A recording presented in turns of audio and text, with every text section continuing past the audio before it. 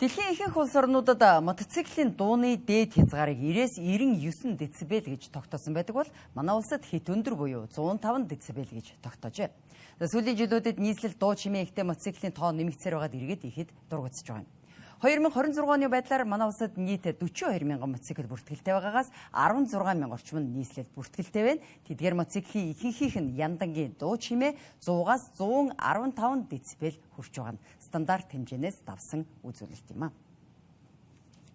107.3. За мотоциклэнд зориулсан стандарт дуу чимээ 105 децибел стандарттай байх ёстой юм байна.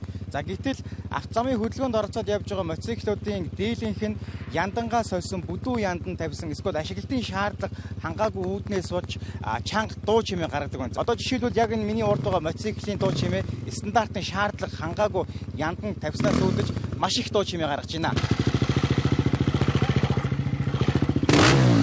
91 төв үчир болно шүү дээ. Ягаад гэхээр нэг гент чанга дуутай явж хажуугаар ирэхээр зөрөхөр чочиж одоо янз бүрийн аваар услал гаргаж болно. Иргэдэд бол энэ оршин суугчдад бол маш хүндрэлтэй байдаг. Шүүн унтарч явах ч юм амарч явах гэдэг тийм хүчтэй дуутай. Тэгээд дециметр энэ одоо яад хүний чихмэхэнд бас их нөлөөлдөг л ахalta. Одоо ер нь их илбэг л болчиход байна шүү дээ. Байрнуудын голоор тэгэл нэг муухай мод уургаал шөнөөрийн цагаар гэсэн. Яг шөнө 11 12 гээд бүр тэд чинь бас дууран тэр чинь бүр хэцүү байна шүү дээ. Настай хүмүүс унтж ядалсаар яачаар дагдан унтаж өгөхгүй бас төвөгтэй шүү дээ. Харин тэрэн дөрөөсөө тэгээ нэг хариуцлага тооцдог юм байдаг юм уу? Ер нь их тийм бивдэхгүй. Гент хажууд үрж ирэл аюу тийм хаазалдаг байхгүй. Тэр чинь манууд байтугай энэ жоохон хүмүүс хүртэл аюу очдог байхгүй. Мотоциклийг үйлдвэрээс шинээр гарсан тохиолдолд эхний 2 жилд техникийн үзлэг онцлогоонд хамруулдаггүй бөгөөд үүнээс хойш жил бүр нэг удаа үзлэгт хамрагдах ёстой байдаг байна. Стандарт хэмжил зүүн байгууллагаас тогтоосон стандартаар мотоциклийн дуу чимээний зөвшөөрөгдөх дээд хэмжээг 105 децибелээр байхаар тогтоосон байна. Хэрв энэ хэмжээнээс давсан тохиолдолд мотоциклийн янданг сольж зөрчлийг арилгасны дараа техникийн үзлэгт тэнцвэрдэг байна. Мотоциклийн дуу чимээний хувьд бол манай хэмээнээс 45-99 гэсэн стандартанд дуу чимээг хэмжиж шалгаж үздэг байгаа. Тэгээд одоо бол орж ирэхдээ мотоциклууд бол ихэвчлэн дуу намсгаж тавьсан за үйлдвэрийн дуу яндантай тийм тээврийн ирсэн мотоциклууд бол дуу чимээг хэмжлэр үзэхэд бол бага стандартын дагуу хангадаг. Мотоциклууд сүүлдээ шинжлэх хэмээнээс 42 шинжилсэн стандартаараа 105 децибелээс илүү гарвал буюу илүү гарвал тэнцээг өгсөн үнэлгээ өгдөг байна. Мөн мотоциклыг автоэврийн үзлэг онцлогоонд тэнцвүүсний дараа стандарт янданг зориултын бусаар сольж хэд өндөр дуу чимээ гарган авто замын хөдөлгөөнд оролцох тохиолдол гардаг.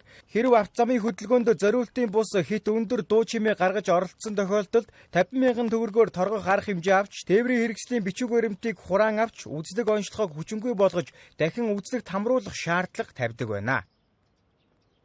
Ер нь бол тэрэнцдэг албаны шуурга зохицуулалтын хэлц дээр өдөртөө за нэг хамгийн багадаа 4-5 дуудлага мэдээлэл ирдэг. Энэ юу гэхээр нөгөө тээврийн техникийн бүрэн бүтэн байдлыг хангаагүй шөнө оройн цагийн үеэр иргэдийн амгалан тайван байдлыг алдагдуулж байгаа, дрифт хийж байгаа, хэд чанга дуутай тийм ээ мотоциклтай ингээ хөдөлгөөнд оролцож байгаа зүйлүүд байгаа. За энэ дээр бол тухайн хоногийн эргүүлийн албаагч нар бол дуудлага мэдээллийн дагуу очоод тээврийн бичиг баримтыг түр хурааж аваад за ингээд автоэрийн үндэсний төвийн үзлэг онцлогооны төвүүд рүү хөрвүүлж байгаа.